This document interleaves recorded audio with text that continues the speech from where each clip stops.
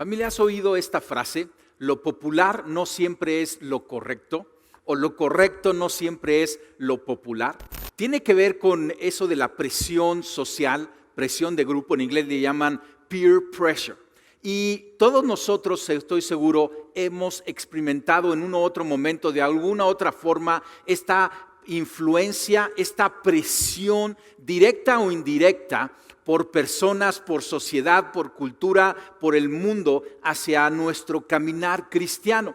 Y lo interesante es que este peer pressure te lleva a cambiar tus actitudes o valores o comportamientos y llevarlos a conformarse a aquellos que están ejerciendo esta presión. Y tú y yo debemos de estar alertas en cuanto a este tipo de peer pressure. Aún esta presión la pueden experimentar individuos, familias y hasta organizaciones que de repente se suman a movimientos y tú dices, ¿y por qué hacen eso? ¿No? Quieren encajar y los lleva esta presión social a ceder en cuanto a sus valores. Y tú y yo tenemos que aprender a estar firmes en nuestros valores y creencias porque ellas dictan nuestro comportamiento y nuestro comportamiento refleja nuestra sabiduría y el camino y el destino a donde tú y yo vamos. Déjame llevarte, si tú has padecido de esta presión social, de este peer pressure, a un pasaje que está en la carta de Pablo a los Corintios. Mira, los corintios era el dolor de cabeza del apóstol Pablo. Era una sociedad que vivía con una gran influencia helénica, griega, que los llevaba a comportarse de maneras contrarias por estas filosofías contrarias al evangelio, contrarias a lo que Cristo les estaba pidiendo. Y el apóstol Pablo les escribe aquí muy puntualmente y vamos a leer en 1 Corintios capítulo 1 versículo del 18 al 25. Déjame leerte, y dice aquí: el mensaje de la cruz es una ridiculez para los que van rumbo a la destrucción. Otra versión dice, es una locura, ¿no? Para los que van rumbo a la destrucción. Pero nosotros que vamos en camino de salvación, sabemos que es el poder mismo de Dios.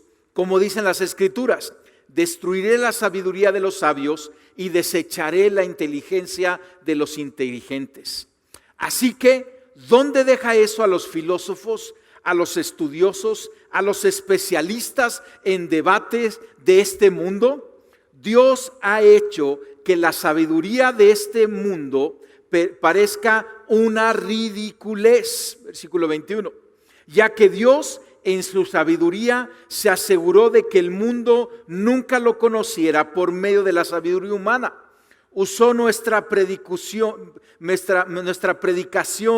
ridícula para salvar a los que creen. Es ridícula, y nuevamente, puedes ponerle, es loca para los judíos que piden señales del cielo, y es ridícula para los griegos que buscan la sabiduría humana.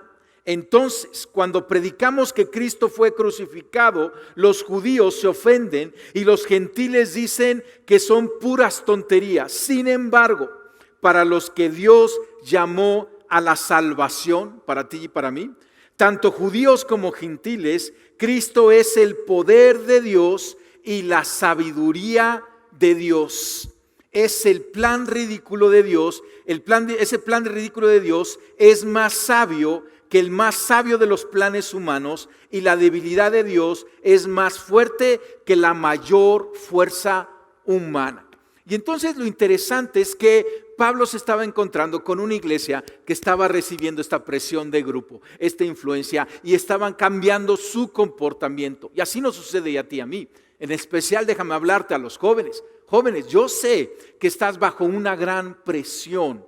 Las miradas del mundo, la influencia del mundo a través de las redes sociales que están contradiciendo lo que es tu fe, y hay un choque. Y déjame ponértelo así, ¿es locura o es sabiduría? Nuevamente voy a leer el versículo 18. El mensaje de la cruz es ciertamente una locura para los que se pierden, pero para los que se salvan, es decir, para nosotros es poder de Dios. Y entonces hay que entender esto. Lo opuesto a locura es sabiduría. O lo opuesto a sabiduría es locura. Y entonces, o hay de dos. O vives una vida loca o estás viviendo una vida sabia. Pero nuevamente, el evangelio es la sabiduría de Dios que ante los ojos del mundo a nuestro alrededor pareciera una locura. Y entonces alguien te puede decir, estás loco.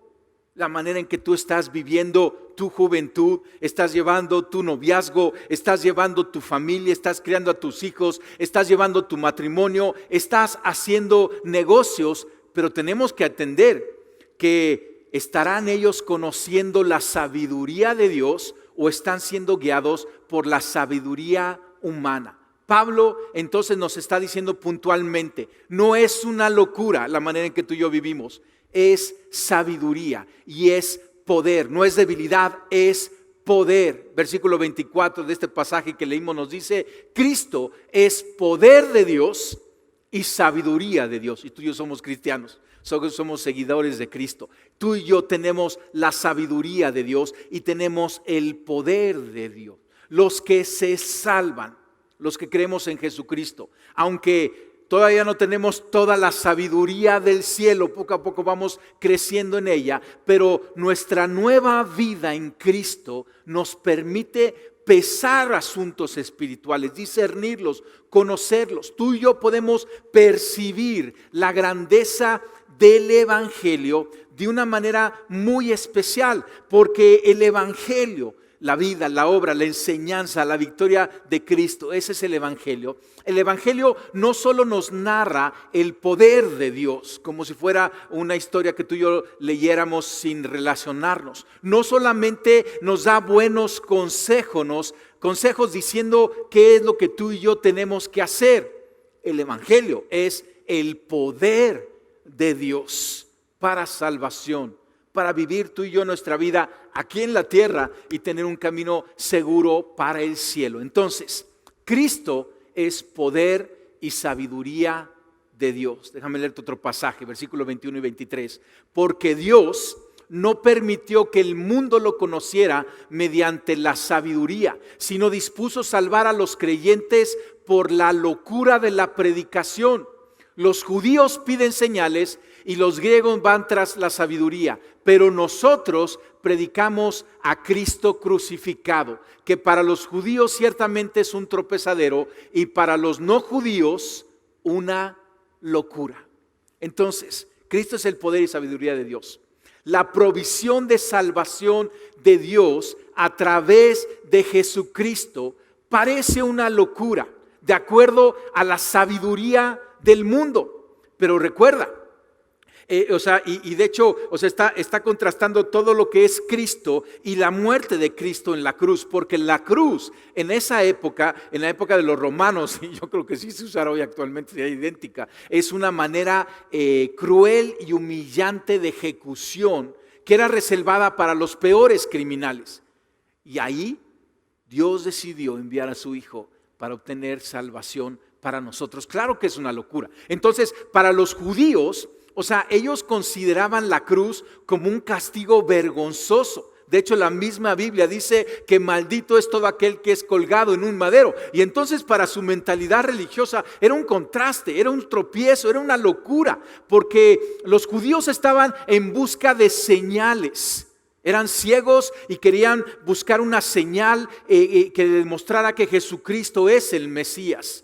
Y su ceguera los llevó a no ver la relevancia de la mayor de las señales cuando estuvo frente a ellos, el Hijo de Dios haciéndose carne, enseñando en autoridad y poniendo su vida por nosotros, tomando nuestro lugar en la cruz para pagar por nuestros pecados. Ese era el contraste del pensamiento judío con lo que Dios vino a hacer. No lo pudieron ver y para ellos era una locura, por eso lo crucificaron. Para los griegos era toda una cultura, la cultura helénica, que pensaba, tenía cientos de dioses con D minúscula, y ellos pensaban que los dioses del Olimpo solo descendían a la tierra para gozar los placeres de los humanos, pero no era para sufrir. Era una locura para ellos pensar que un dios iba a descender para sufrir, y creían que estos dioses estaban por encima de lo que sucedía en la tierra, que no les importaba el ser humano.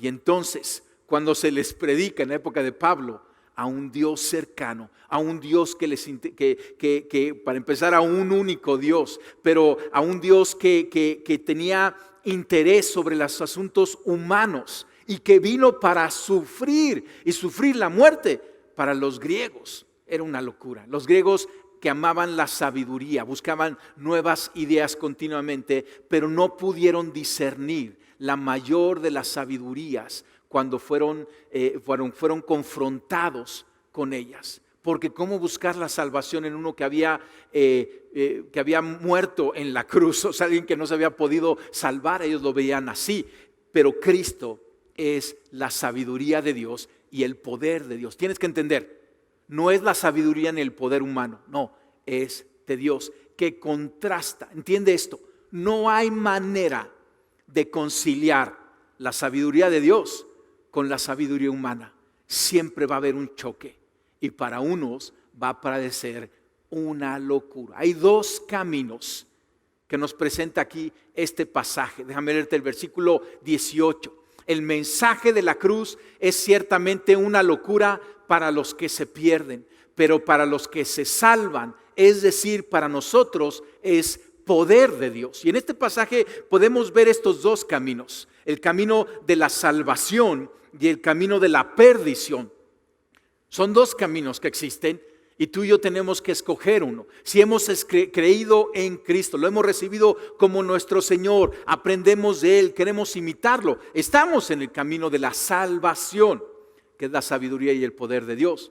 Pero los que no creen van por el camino que conduce a la perdición. Entonces, para los que van en este camino de la perdición, el mensaje de salvación es locura, es insensato y es débil, porque como Dios murió en la cruz, ¿sí? Pero para los que estamos en el camino de salvación, el mensaje de la cruz es sabiduría de Dios y poder de Dios. Sabiduría para saber cómo vivir y la razón de por qué Dios hizo lo que hizo y hace lo que hace y pide lo que pide, pero poder de Dios para transformar nuestra vida, hacerlo una nueva criatura, caminar en una vida con carácter de acuerdo al de Cristo y caminar en este camino de salvación que va al cielo. Jesucristo, la verdad, la vida y el camino que llega al Padre. Solamente Jesucristo.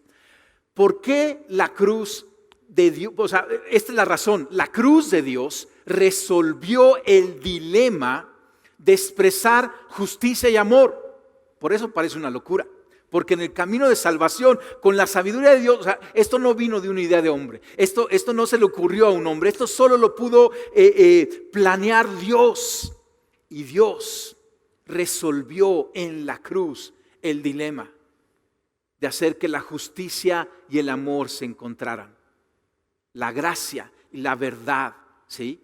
Sin poner en duda la justicia de Dios, Dios nos dio su misericordia. Al mismo tiempo, logró en la cruz. Por eso parece una locura para el mundo, que no lo puede entender, pero tú y yo, porque se ha abierto nuestros ojos, podemos decir, claro, está, pero claro como el agua.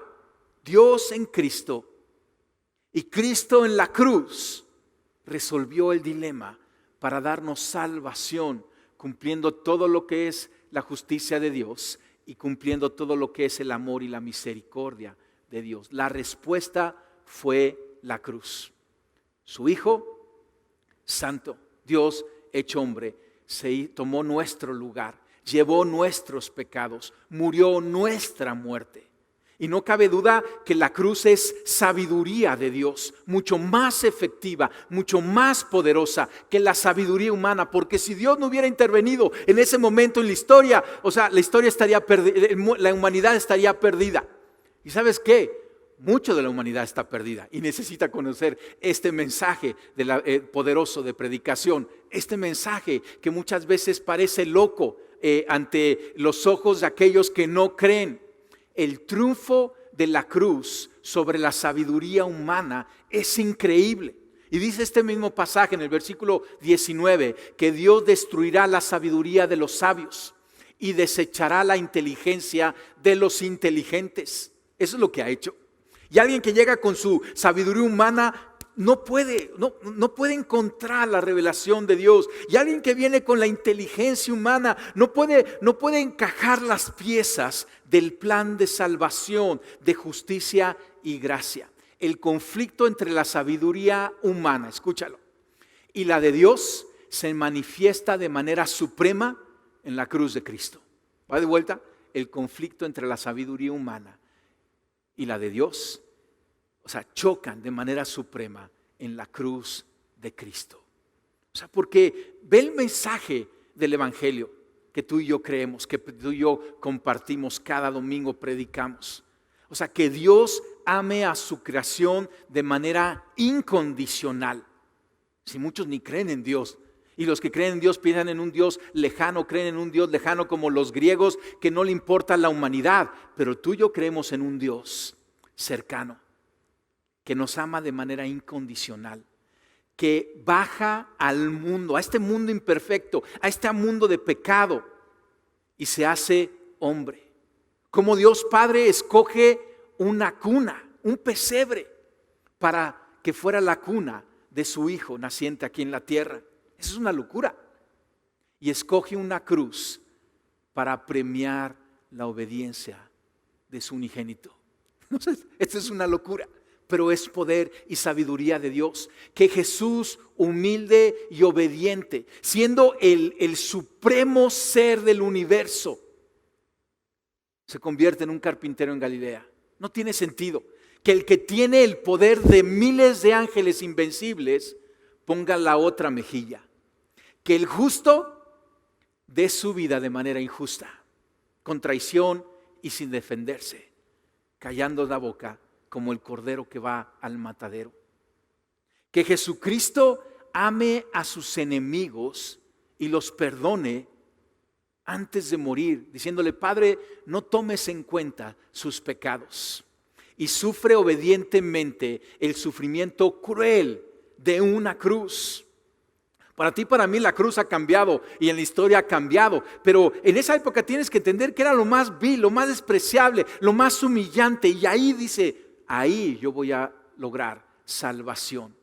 Y luego Jesucristo muere, pero resucita de la muerte. La muerte no lo puede contener y resucita. Y una vez resucitado, esto es una locura, solamente se lo dice, se presenta ante su grupo de seguidores, ante su grupo de amigos. Yo digo, dice a todo mundo, pero él decide solamente a ese grupo pequeño de creyentes. Y envía a este pequeño grupo de hombres sencillos, pobres, perseguidos, sin muchos estudios, a predicar esta locura a todo el mundo, llenos del Espíritu Santo. Y trastornan al mundo. Y seguimos trastornando al mundo porque choca la sabiduría de Dios que tú y yo representamos con nuestro vivir, pensar, nuestros valores, nuestro caminar, nuestro hacer en todos los aspectos de nuestra vida. Chocan con la presión social, con el pensar, la sabiduría social. Mira este pasaje que está en Isaías, capítulo 55, versículo 8 y 5. El Señor ha dicho: mis pensamientos no son los pensamientos de ustedes, ni son sus caminos mis caminos. Así como los cielos son más altos que la tierra, también mis caminos y mis pensamientos son más altos que los caminos y pensamientos de ustedes. Lo pone muy claro, ¿verdad? Sus pensamientos no son los pensamientos del mundo. Sus caminos no son los caminos del mundo. Sí, Él tiene un camino de salvación para ti y para mí. Yo te hago una pregunta. ¿Tú qué eres? ¿Un loco o un sabio? Y sabes qué, la respuesta está dependiendo a quién le preguntes. O sea, yo te puedo decir que soy sabio, pero yo sé que hay gente que piensa que yo estoy loco, ¿sí? Yo te puedo decir que estoy loco, pero yo sé que hay algunos que saben que yo tengo una sabiduría de parte de Dios.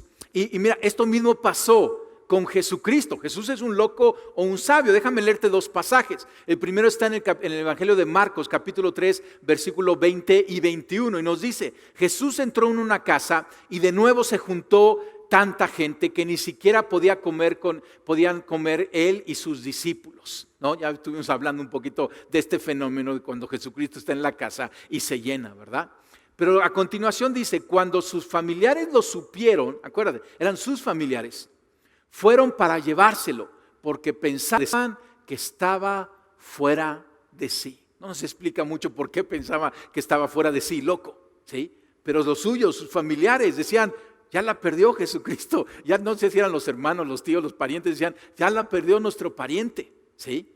Dependiendo a quien le preguntes, ¿no? Otro pasaje está en Juan 10, versículos 19 y 20. Y volvió a haber disensión entre los judíos por causas de estas palabras que Jesucristo estaba hablando, ¿no? Y muchos de ellos decían, tiene un demonio, ya ha perdido el juicio. ¿Por qué hacerle caso? Otros decían, estas palabras no son de un endemoniado. ¿Acaso un demonio puede abrir los ojos de los ciegos? Y había ahí este conflicto donde estaba Jesucristo. Continuamente se hacían esta pregunta, ¿será un loco o será el sabio, el Hijo de Dios? Depende a quién le preguntas. Lo mismo le pasó a Pablo. Pablo estaba loco. En una ocasión está compareciendo ante un gobernante, Festo, y dice en Hechos capítulo 26, versículo 27. Esto decía Pablo en su defensa. Y cuando Festo gritó a voz en cuello, estás loco, Pablo, las muchas letras te han vuelto loco. Pero Pablo respondió, no estoy loco, excelentísimo Festo. Lo que estoy diciendo es la verdad y tiene sentido. ¿Se entiende? Aquí está un gobernante romano y no le encontraba sentido a las palabras de Pablo, pero Pablo estaba seguro diciendo, puedo parecer loco ante ti y ante muchos, pero yo sé que no estoy loco y que lo que estoy diciendo es verdad y tiene sentido.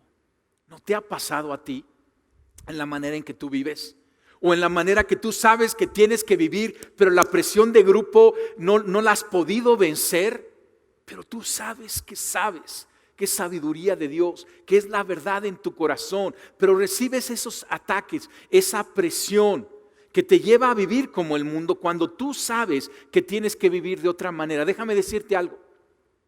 Hoy y mañana y el siguiente año vamos a parecer locos a otros. Pero eso no nos debe de importar. Porque tú y yo tenemos fija la mirada. Tú y yo estamos en el camino de salvación y Cristo es sabiduría y poder de Dios para nosotros. Déjame contarte un testimonio en mi vida.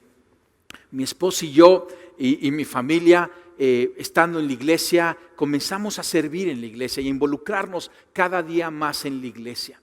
Y poco a poco con mi pastor nos fuimos discipulando, estudiamos el instituto bíblico, nos fuimos involucrando hasta que llegó el momento en donde Dios nos puso, con la autoridad de mi pastor, nos dejaron como pastores de esta iglesia. Cuando estaban haciendo la iglesia madre Amistad de Puebla, sembró esta iglesia, Iglesia Paz, y al poco de comenzada mi pastor nos dejó a mi esposa y a mí como pastores. Y yo tenía poco menos de 40 años y comenzamos a pastorear siguiendo, nosotros siempre le hemos dicho sí a Dios. O sea, Él nos pide y nosotros le decimos sí. Aunque no nos sintamos preparados y aunque no entendamos todo, le decimos sí, Dios, vamos para adelante si tú nos pides. Y entonces comenzamos a nosotros a servir a esta bella iglesia como pastores. Pero yo en esa época, tenía mi profesión y ejercía mi profesión. Y había llegado a un puesto relevante en mi profesión. También había iniciado yo un negocio y el negocio llevaba 10 años funcionando y caminando y llevaba un punto interesante. Y luego tenía toda la responsabilidad como pastor en la iglesia. Y mientras la iglesia empezó a crecer, a mí ya no me daba la vida. O sea, no había manera que yo pudiera tener estas tres cosas en mi vida, aparte de mi matrimonio y mi familia, 4 hijos y todo lo que un ser humano en Cristo hacemos. Ya no me daba la vida. Y entonces yo tomé una decisión. Yo sabía que había un momento clave ahí en mi vida. Tenía 40 años. Y tomé la decisión, guiado por el Espíritu Santo, de renunciar a mi profesión. Ahora tienes que entender esto, para la gente que estaba alrededor de mí, gente cercana y gente lejana también, se vio como una locura, pero yo estaba seguro de lo que estaba haciendo, porque mi profesión es la que le dedicaba, o sea, tenía que cumplir un horario muy extenso. Ahora tienes que entender, o sea, mi profesión nunca iba de bajada, mi profesión iba hacia arriba. Yo estaba en un buen puesto que otros colegas en mi ramo, o sea, envidiaban y decían, pues si ya logró esto, ¿cómo lo va a dejar? ¿Cómo vas a quemar esto? Gente venía conmigo y me decía, ¿cómo crees? ¿De qué vas a vivir? ¿Y qué va a suceder? Y todo esto los confrontaba con su sabiduría y su inteligencia humana, pero yo tenía un llamado de parte de Dios. Fue interesante porque me costó 2 años, no por mí, por mis jefes, por mi jefa. Me costó 2 años poder dejar mi profesión, mi trabajo, porque yo le renunciaba. Ya me decía, no, ¿cómo crees? No vas a renunciar. Y me bajaba los horarios y me decía, ya no tienes horarios y quédate de asesor. Y durante 2 años yo le decía, ya, mi corazón, hasta que un día le dije, mi corazón ya no está ahí, mi corazón está por Cristo, está en la iglesia, está en la extensión del reino de Dios. Ya no estaba en mi profesión. Recuerdo, o sea, estaba en el momento más alto de mi profesión. Recuerdo que yo había acabado de escribir un capítulo en un libro muy famoso en la profesión. Uno de los capítulos me pidieron, Ehrlich y Fowler, muy conocido. Yo había escrito el capítulo, llevaba una gerencia, ganaba bien y tenía un prestigio, pero tenía un llamado de parte de Dios. Y tomé la decisión de seguir a Cristo en todo este llamado para el pastoreo. Y entonces mi familia subsistió del negocio que yo había comenzado años antes, y hasta la fecha vivimos de ese negocio que Dios ha prosperado, pero me permite tener mucho tiempo o todo el resto del tiempo para dedicarle a la iglesia y mis otras prioridades en la vida. Pero muchos pensaron que yo estaba loco. Yo creo que muchos a la fecha piensan que yo estoy loco. O sea, que hice una insensatez al quemar mi profesión, al dejarla atrás. Y de eso ya tiene muchos años y no me arrepiento ningún día. Sé que fue una buena decisión. Lo interesante es que mi pastor estuvo de acuerdo. Lo consulté con él. Mi esposa estuvo de acuerdo y me decía, claro que sí. Interesante porque mi papá, que yo le platicaba lo que estaba sucediendo en mi vida, me dijo, sí, quema la profesión, deja la profesión. Nuevamente, son pasos que uno toma que parecen una locura. Ahora entiende, por favor, tú no dejes tu profesión. Eso fue un llamado para mí. Tú crece, sé el mejor, inviértele, prospera en tu profesión, en tu negocio, a lo que te dediques, en tus estudios. Ese fue el llamado para mí nada más. Y Dios tiene un llamado para cada uno. Y ahí en ese momento en mi vida, a los 40 años, fue un llamado crucial para mi vida porque me permitió sembrarme de lleno. A raíz de ahí comencé a estudiar una maestría en teología, en divinidad y dedicarle lo que ardía mi corazón hasta la fecha y para adelante. Déjame ilustrártelo de esta manera. Te lo voy a ilustrar así. Imagínate que yo voy por la calle caminando en un día normal y al ir caminando de repente me encuentro a Lauro y Lauro de repente empieza a hacer estos movimientos, ¿no? Y entonces yo lo volteo a ver y digo, este cuate ya la perdió, ¿sí? Ya se le zafó la canica, o sea, está deschavetado totalmente, ¿no? Yo no me puedo relacionar con él y puedo empezarme a burlar de él, puedo empezar a menospreciarlo, pero me pregunto, ¿será que él está escuchando algo que yo no escucho? ¿Qué pasaría si yo pudiera escuchar la música que Lauro está escuchando?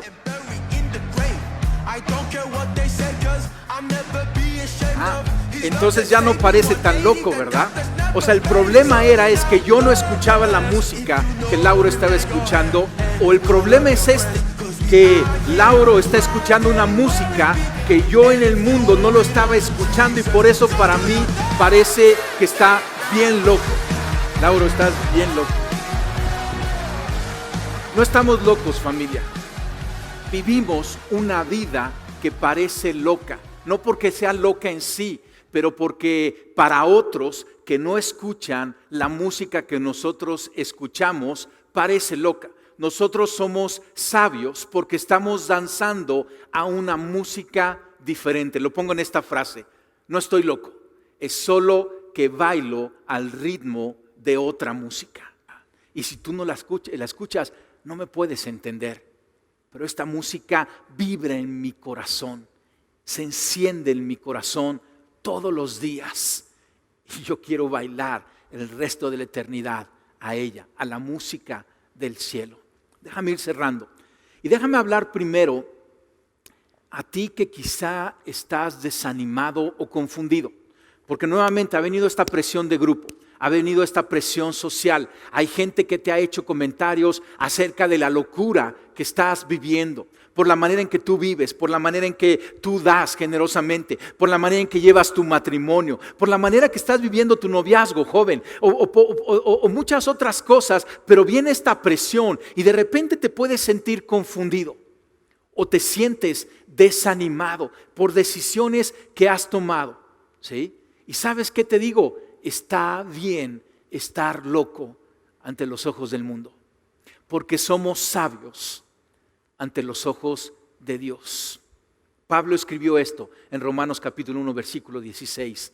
No me avergüenzo del evangelio, porque es poder de Dios para la salvación de todo aquel que cree. No te avergüences del evangelio. Joven, no te avergüences del evangelio. Camina firme, párate firme. No importa la presión que puedas tener alrededor. Camina con los principios y valores del reino, porque es la sabiduría, porque es la salvación. Sí nos hace diferente. Sí hay un contraste con el pensamiento de la mayoría, pero recuerda, lo que la mayoría hace no necesariamente es lo correcto. Pero lo que Dios nos revela, ese es el caminar de victoria. Yo quiero primeramente orar por ti, que quizá te encuentras desanimado, confundido, porque ves cosas, porque a lo mejor tú has perdido cosas en tus decisiones que otros valoran, porque a lo mejor viene esta presión. Yo quiero orar por ti. Señor, yo bendigo a cada persona que en este momento está pasando esta etapa de confusión o de desánimo en su caminar cristiano. Y yo te pido que tú te reveles más y más, Espíritu Santo, que hables a su corazón, que le reveles, Señor, tu sabiduría, tu verdad, que le reveles la música del cielo. Súbele el volumen, Señor, y que la vuelvan a oír, como en ese primer amor, como cuando comenzaron a caminar con Cristo. Sube el volumen de esa música, Señor, y llévalos, Padre, a bailar, dándote la gloria a ti en todo lo que hacen. Yo te lo pido en el nombre de Cristo Jesús. Amén. Amén. Déjame hablar a otro grupo de personas. Quizá tú estás escuchando esta plática y te estás animando a vivir una vida loca en Cristo. Y tú dices, ¿cómo le hago para vivir esa vida loca? Yo veo algo en ti, yo veo algo en ustedes y yo quiero eso. Quizá en tu casa lo has visto, como tu esposa, tu esposo, tus hijos, tus padres están viviendo en esta locura de la predicación, en esta locura de la cruz, y tú dices, me late, yo quiero caminar con esa locura. Mira lo que dice el apóstol Juan, capítulo 1, versículo 11 y 12. Vino a los de su propio pueblo, ¿te acuerdas? Hablábamos a los judíos, y hasta ellos lo rechazaron, pero a todos los que creyeron en él y lo recibieron, les dio el derecho de llegar a ser hijos de Dios. Y es lo que tienes que hacer, tienes que recibirlo. Tienes que decir, Jesucristo, yo creo en ti y yo te recibo en mi vida.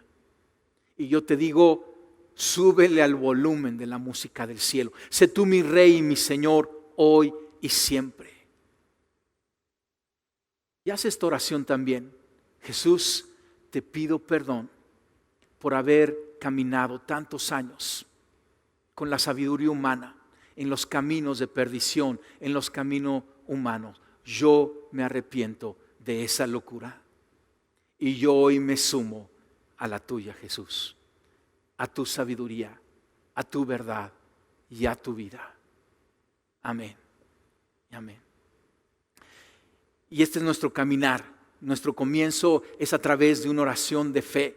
Y de ahí viene toda una revolución que el Espíritu Santo va a comenzar a hacer en tu corazón. Pero acuérdate, no estás solo. Somos muchos que estamos en este caminar y nos vamos a acompañar porque ese es el diseño de la iglesia. Y yo quiero cerrar con esta pregunta, haciéndotela a ti. ¿Quién guía tu vida? Hoy, en este momento, ¿quién está guiando tu vida? Es importante que te lo preguntes. ¿Es la sabiduría humana o es la sabiduría que se encuentra en la palabra de Dios? Solo tú lo puedes responder. Yo creo que hay muchas señales para darte cuenta con qué tipo de sabiduría tú estás caminando. Tienes que saber que son dos caminos diferentes que llegan a dos lugares diferentes, dos caminos diferentes que van a recibir ataques y porras en contra diferentes. Pero el camino de salvación, de acuerdo a la sabiduría de la palabra de Dios, llega al Padre para que tú y yo tengamos una vida eterna. Y tú tienes que responder esto. Pero la ventaja, lo bueno, es que hoy puedes caminar, hoy puedes tomar una decisión de dejar esa sabiduría humana y tomar toda la sabiduría de Dios. No importa lo que otros digan o hagan, yo decido caminar conforme a Cristo, siguiendo a Cristo, con la locura de la predicación. Amén. Y familia, no te pierdas las siguientes semanas porque vamos a ir más profundo, analizar cómo se vive una vida loca en Cristo Jesús. Joven, anciano, hombre, mujer, niño, no te lo puedes perder porque te vas a dar cuenta de lo grandioso e increíble, alegre y lleno de gozo que es vivir esta vida de gracia. Nos vemos la siguiente semana. Dios te bendice.